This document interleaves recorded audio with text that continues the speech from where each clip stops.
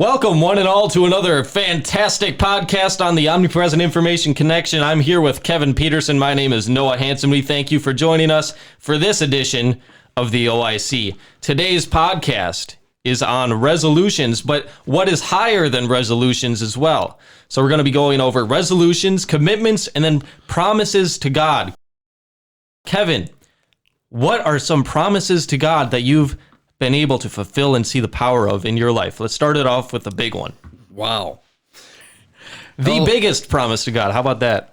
The biggest promise to God that has ever been fulfilled was me being able to be reborn again with a fresh set of eyes to be able to see not only the truth, but the future in front of me. Yes, and of course that's based off the teachings of Jesus Christ. You must be born again. Yes. To inherit the kingdom of heaven, what does that mean, to inherit the kingdom of heaven? To be able to be one with God and its eternity. Yep, and of course God resides in heaven, biblically. He's also, of course, here present on earth. God's present everywhere, but he resides in heaven. So if you're one with God, then you also have your place in heaven. Yes. Whereas those who are in hell cannot even breach the gates. Now, when everyone dies, though, they get a judgment from God. They go into God's presence.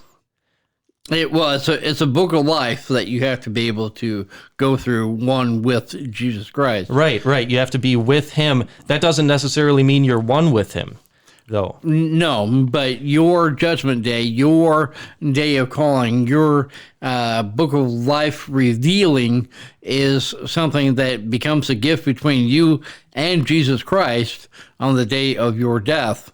And what it's designed to do is to be able to show you all the good and the bad that you've ever done for all of humanity, as well as for Jesus himself.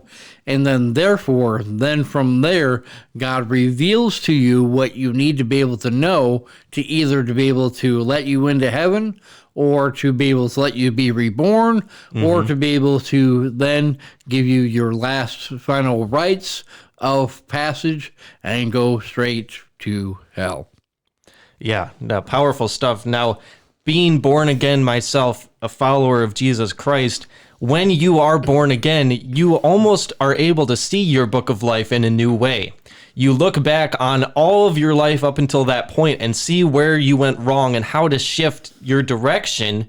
And that's what we're talking about on this podcast today, because there's a right way to shift your direction in life and there's a wrong way. There's also right direction and wrong direction, depending on who's motivating you to do that, whether it's yourself, whether it's God, whether it's you with God. And then also the amount of selfishness versus selflessness that's within your commitments, resolutions, or promises to God. So let's talk about resolutions. Built around this one certain day of the year, no matter how motivated you are, no matter how much you're inspired to start it on that day of the year, most everyone makes a New Year's resolution to start on January 1st. That's why the gyms are so full. But then come February, the gyms are empty again. And this is because, well, if you build a resolution around just one certain day, then that day is the only motivation in it, that holiday. And everyone likes to get their energy up and all celebratory around the holidays, so it's a lot easier to be motivated during those times. But how do you keep that motivation moving through? Where is the internal change that's going on, not just something that you're committing to outside of yourself?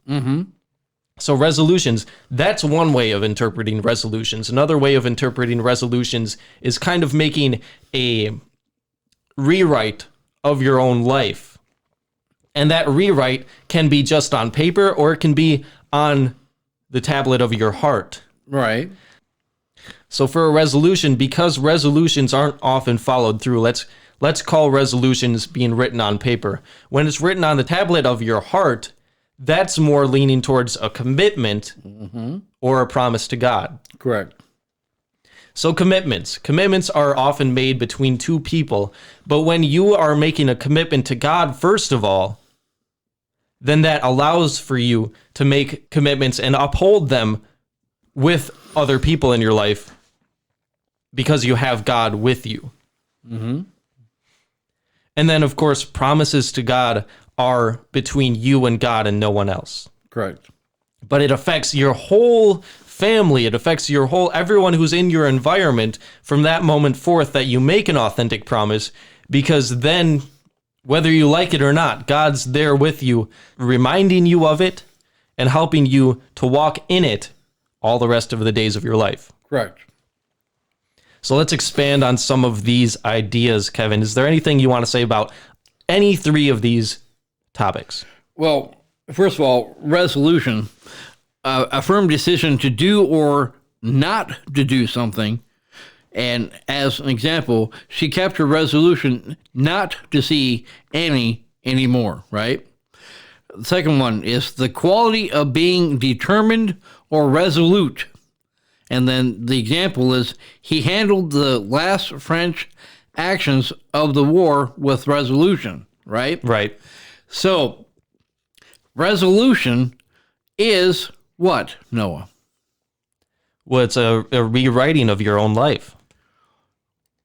It can be, right? It can be. It can be. Right. But that doesn't necessarily mean you're erasing anything that was already on the paper. Correct. So the act of finding an answer or solution to a conflict or problem is a resolution. The act of resolving something. Right, you're trying to resolve an issue in your life. You're trying to provide a solution for something in your life. Right. But how often do we get on the party bandwagon and have these New Year's resolutions that we then find ourselves not fulfilling or accomplishing throughout the year? And why is it such a celebratory experience that when you tell someone that you failed and to be able to, follow through with your resolution, that instead of people going, oh, what had happened and what had gone wrong, they often like, oh yeah, me too. I didn't end up doing that as well. And so it becomes a quiet celebration to those people that have failed themselves in the company of others. Right. It's like being on a temporary party bus headed in the wrong direction. Yeah, absolutely. So you go from resolution to then what, Noah? Well, to commitment. Commitment. Now, a commitment, everyone knows, is either solo between you and God, or you and another person, or you within yourself. Because in order to commit to something means that you have to have the divine will, the willpower, the freedom, the understanding, the wherewithal to be able to do it solo prior to doing it with someone else or sharing it with someone else. And that makes you committed and being able to commit to the commitment, right? Right. Now, Kevin, let me ask you a question. You bet. Is it wrong to make a commitment for yourself? No, because it takes you to be able to fix you in the first place. Yes. Because without you, there is no commitment. Right, because someone who is wise recognizes what needs to change within them, but also follows through with the actions needed to be able to resolve that issue. Yes, correct. And it doesn't happen with a January 1st resolution. It happens the moment that you recognize what needs to be fixed. And that's the power within it. Commitments don't have a party date. Commitments don't have a day of celebration. Commitments don't have anything to do with any kind of a party or a celebratory situation outside of being committed and being married. So you celebrate your marriage anniversary, your relationship anniversary of when you first got together. You celebrate, as far as a commitment, your overcoming obstacles and issues in your life, whether it be smoking, drinking, whatever that commitment due date was, right? So you've got all these different types of celebrations, but it's all throughout the year. But it is a commitment between you and God that saw you through it to be able to then celebrate with it in the first place. Yes, the Bible teaches that all good gifts come from heaven, and it comes from God, who gives us and bestows upon us the ability to be able to even receive these good gifts in the first place. So if you've overcome an addiction in life, whether you know Jesus as your Lord and Savior or not, whether you have a friendship, a personal relationship with him or not, it still comes from heaven, the fact that you received that good gift. And it's what you do with those good gifts that determines a person's character. Yes. So now you know about commitment. You know that commitments don't have a due date, that when you decide to be able to commit to whatever it is, it commits you. And that is probably the most simplest way to be able to understand a commitment, is that whatever you commit to, it commits you. So if you're committed to failure, you're going to be a failure. If you're going to commit to something that is negative or derogatory, it's going to commit you, right? But on the same positive sense, is if you commit to being a better person, if you commit to be able to learn a new language, if you commit to be able to learn a new skill, if you commit to be able to do these different things that do not have a due date, but a completion date, Right. that then completes you. Yeah. 2 points I want to make on what you just said. So, Go ahead. First of all, the negative. If you are not making personal commitments in your life to do better, to be better, to improve oneself, you think, oh, I'm comfortable here, I can stay here without really needing to provide anything for family in the future, provide anything for anyone else in the future. You're not even making personal commitments within yourself to be able to provide for yourself in the future. Then eventually it can lead to a place where other people who actually do care about you, whereas you don't, actually do care about you enough to commit you to rehab, to commit you to a place where you are forced then to get better. And that's the worst of the worst scenario. That's if you are completely, lost. And it's a good thing when you get committed to those facilities, as long as it's the right facility. Right. But you are combining in that what you've just said, the resolution to the end of the story of the commitment. Resolution. The resolution is the end of the story. It occurs after the climax.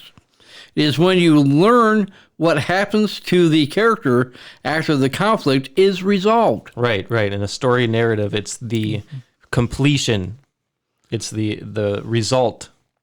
So when you combine commitment with resolution, you get a resolution, right? Right. So it's important to recognize those two. Yeah. My next point. We've already talked many times on this podcast about how mini celebrations can really aid you in continuing on the right path. So make sure when you are fulfilling a resolution in your life, when you are making baby steps towards that result and towards the completion of that commitment, then you're allowing yourself to actually give yourself a pat on the back when it's needed. Yes, but the pat on the back, all of that gesturing has everything to do with your self-love, self-commitment to be able to overcome the obstacle or the issue, or to be able to conquer whatever it is that you're wanting to do in the first place. The bad news is change being made in life is often starting out as uncomfortable. It often starts out very uncomfortable. To be able to make a different daily habit, make a different even weekly habit sometimes can be very difficult and very uncomfortable. Now, let me tell you a quick story about change. Oh, I would love to hear it. Right? My father, I love him to death. He's one of my greatest mentors. My father used to allow me to, as a child, to be able to put a bunch of change in my pockets. And then he would tell me to be able to go and run around the house and go run around spreading joy to everyone. Right? That's really interesting. And for every time that I was able to then spread love and joy to another living human being, I would reach in my pocket of change and tell them that they are valued to me, and ask in exchange whatever it was, whether it's a penny, a dime, a nickel, a quarter, a 50-cent piece even, or even a full dollar he would put in my pocket from time to time. No matter what I pulled out, became the change that made the difference in my family during that week, during that month, during that year. And that the more change that I kept in my pocket, the more it reminded me of the value of how quickly you can change by giving change to a person that values the change in the first place. Right. It's the value in what you were doing. It's the value in the action and the value that they could see within themselves because of you that made the change happen. If they were to just find a quarter or dime on the ground, then yeah, that's a mini celebration right there, but there's no real value in it besides the value of the coin. Mm-hmm. So you handing it to them is a powerful act. And then the second thing is that my parents used to laugh all the time because they could be able to hear me coming prior to being able to see me, because it go ching, ching, ching, ching, ching. And I just felt so good about being the man of change for my family, that it really put a great story not only into my mind, not only into my heart, but it allowed me to be able to understand the value of the change that I had that I could give to another living human being. It's quite a golden nugget that you just dropped there. There you go. All right, so change can be very uncomfortable. It can be very valuable, though. And when you have change happening in your life, you're able to see it occurring in your life, and it's because of your right actions that are doing it. Celebrating is easy. Being able to celebrate the change being made and thank God for it is especially important, because it's God who gives you the strength in the first place. Like we were saying, it's God who provides all the good gifts, and what you do with them is determinant of your character. So have the character enough to thank God for what he's doing in your life, for the change that he's making in your life, because staying in one place is never going to get you to the right place. Not here. Correct. So the third thing that needs to be brought up, yes, or discussed is what, Noah? Promises to God. Promises to God. Now, for those that are atheists, for those that don't have a walk with Jesus Christ as their personal Lord and Savior, you still have promises. You still have commitments. You still have all these changes that you need to be able to do. The difference is how whole it makes you when you do them. So if you don't have a personal relationship with Jesus Christ and he is not your Lord and Savior, then your commitment, your dedication, your determination as far as the positive outcomes are going to be lessened due to the value that you placed upon yourself and becoming the value that you give onto another living human being. So if you are an atheist, if you are someone that does not have a religion or a God, understand that you can only plateau, come to a certain point in time in your life to where then you are going to have to pick a side. It's not for me to be able to tell you, right? But you will experience it in your life. And when you do, then you will start to realize the real value deep inside of you. Instead of being a discarded person in society, you become a welcomed gift to everyone that sees the gift within you. Mm-hmm. Now, I want to bring up this point, and I'm going to challenge you here, Kevin. Yep. Because this is something that challenges me.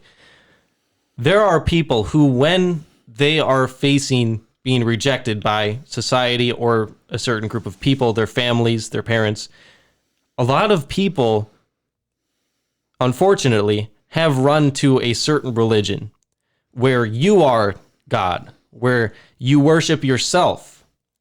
And it can look very positive in some cases. Mm-hmm. But the name of this religion is Satanism. Now, that obviously isn't a good way to go. Worshiping yourself, but in reality, putting Satan's name on it. So could you tell me a little bit about what the difference is between someone running to a commitment for themselves in a Satanism scenario or running to a commitment for themselves in a godly scenario? Well, Noah, as you know, with over 35 years of teaching, training, motivating, directing, guiding people in a new way, it becomes almost embarrassingly clear to be able to tell this to you, that when you have any type of entity, any type of being, any type of thing that does not benefit the world as a whole, neither can you be as well. Amen. So that's number one. The second thing is that when you make a decision that you realize that you can only get so far with what you are worshiping, then you have to be able to come to a conclusion whether it's worth it to be able to make a change, to be able to then receive what it was that you were supposed to have gotten in the first place, which was the authentic truth by God in the first place. Mm-hmm. So as you can be able to tell and to be able to see that I have eliminated every last fiber of difficulty and making this very, very simple. And the simplicity in it is that you're only as good as that of whom you worship. Right. And so with that in closing, if you are going to be the person of destruction, if you're going to be that person that does harm to other people because you feel, you believe, you think that it's your religious right, I'm here to be able to tell you that God is not a religion, nor is Satan. Right. And people are like, what? Satanism? You have Satanism, and right. That's a religion. And that's a religion, right? Right? But Satan himself is not a religion. God himself is not a religion. Jesus Christ himself is not a religion. Mm-hmm. You have falsified man's laws, rules, and regulations that are incorporated into what's called religion for us to be able to follow, to have rules and guidelines. And where in the Bible does it say that you must follow Catholicism or any other religion in order to be able to have a relationship with the Creator that actually created you in the first place? Right. There comes a point in time in all things in life to where you realize who created you, who established you. Yes, your parents created you, right? Yep. But where did that gift come from? Mm-hmm. Yep.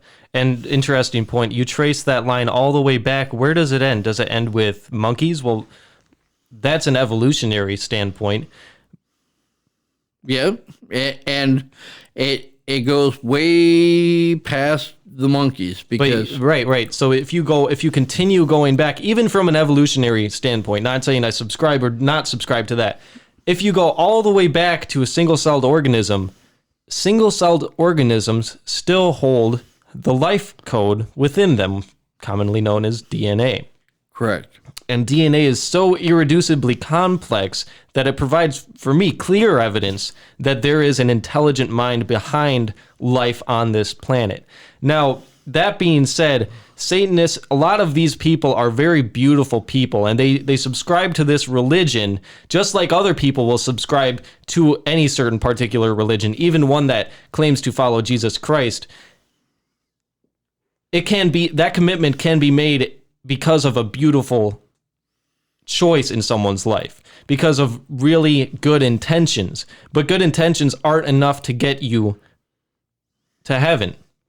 Good intentions aren't enough to get you to the right place in life. So what is really needed is a foundation built on a rock, foundation that's true, foundation that's built on truth.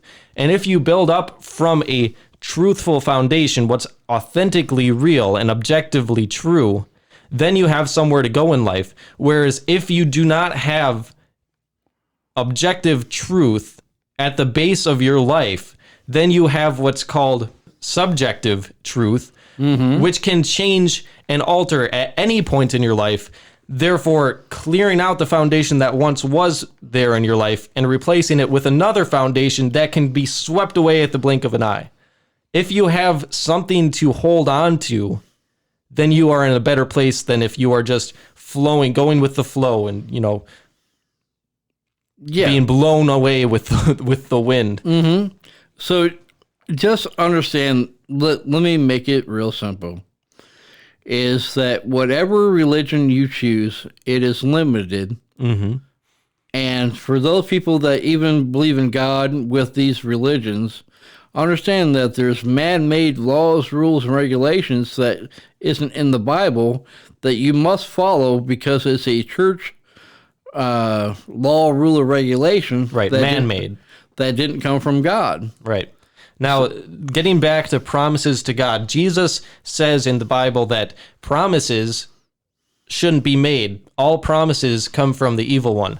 That's not necessarily what we're talking about here. Yes, and please clarify, Noah. And why? Because promises to God are more like covenants. And now God keeps all of his covenants with people. If he declares a covenant with someone, he keeps it. If he declares a promise with someone, he keeps it. Men are folly. Men are fickle. Men are flippant.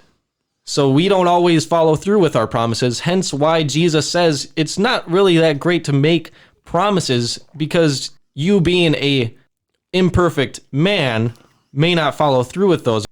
So if you're making a promise to God, that's something that is a complete life changer, and it has to be something that is strong within you, a strong decision within you to be able to, not only for yourself, but for God, make a change happen in your life. And God will provide, in my experience, God will provide the conviction to help you follow through with that. But if you're making promises here and there willy-nilly, especially promises to God willy-nilly, then God's going to treat you likewise. That's not to say that God's not going to follow through with his promises that he's made to you, but he may not bring the results that you're looking for just because you are, so wishy-washy, and you can't be trusted in that case. Right. So does faithlessness nullify the faithfulness of God? By no means. Let God be true, though everyone were a liar. Romans 3. To be able to, because Noah said a lot of great information. Thank you, Kevin. But to be able to bring it all home is that you are going to, with these three different things that we just talked about today, they are going to allow you to be able to, with your own free will, to make choices and decisions that are going to impact everyone you come in contact with. And it's important for you to realize and to be able to know that there is only one true God that can be able to save you from yourself and to be able to restore you simultaneously. Now, if that is your life path, God bless you. If that is not your life path, then understand is that you'll always fall short of the glory of the expectations that were initially appointed by God to be able to be bestowed upon you here in the living on earth. And so if you are wanting to be able to go to a different pathway, if you're wanting to be able to go in a different direction, understand that these three elements will either haunt you or to be able to restore you to the type of person that God had appointed for you to be in the first place. But again, the last remaining thing is choice.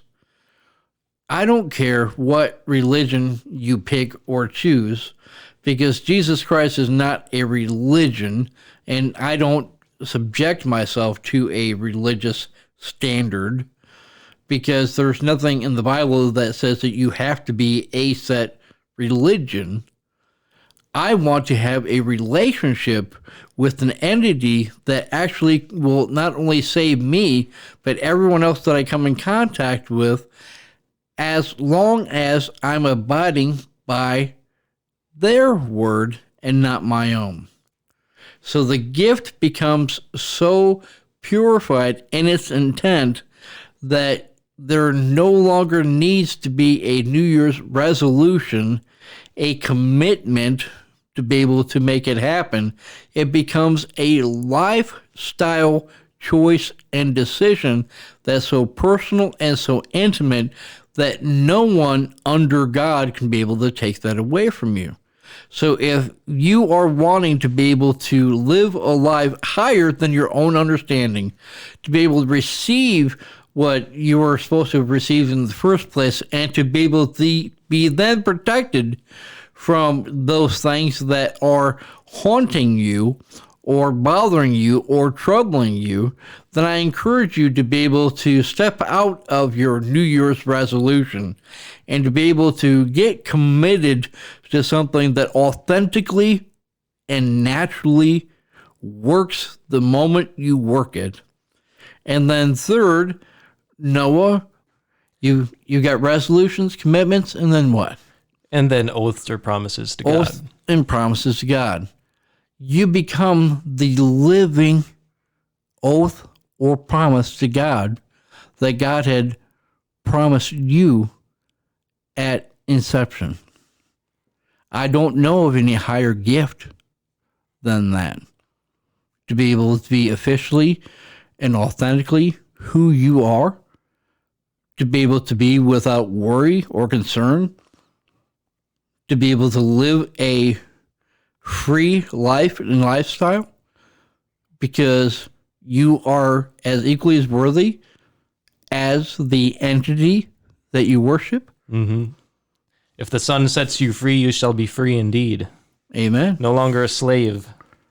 And that's the end bottom line to these three, is that if you do them inappropriately, each and every one of them will enslave you back to something less than who God appointed you to be in the first place. Right, which is sin. Yes. Now, take comfort, listeners, if you are in the midst of trials in your life. Remember that all things happen for the good of those who love God and are called according to his purposes. So as long as you are still committed to following through to the resolution of your promise that you made to God, then you are still being supported by him and loved by him. And that's the message that we'd like to send you off with today on the OIC podcast. Thank you for listening to this episode, and we will meet you on the next podcast. This has been another life-enhancing, authenticated podcast aired by the OIC and brought to you by the faithful OIC sponsors and contributors. Please tune in every week and subscribe to our podcast. And while you're there, explore our website with all the posts, videos, and podcasts that we have created with you in mind. While you're on the journey through our website, you will see our Patreon page where you can become a faithful contributor yourself with the freedom to be a part of our team today. Thank you.